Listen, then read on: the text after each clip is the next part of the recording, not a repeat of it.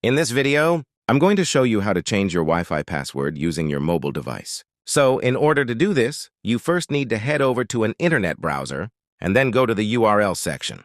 You need to type in 192.168.0.1 and hit enter. Now, this should take you to your router login page. If you don't see what I'm seeing right now, then what you need to do is go back to the URL section and try typing in 192.168.1.1.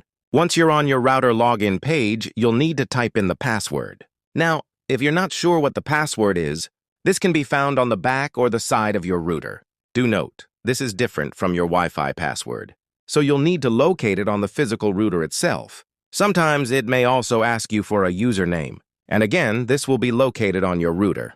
For mine, it's just asking for the password. So once you've typed in your password, go ahead and select Next. Once you've logged into your account, you'll need to select Advanced Settings, scroll down to Wireless, click on Security, and then right at the top, you'll see your wireless security settings. Here, you'll have the option for your Wi-Fi password. This is where you need to enter your new password. Now, it may look slightly different on your router's admin page, but you will have this option listed somewhere. Once you've typed in your new password, just go ahead and save those changes. And that's it. You've now changed your Wi-Fi password on your phone. If you found this video helpful, please consider dropping a like and subscribing.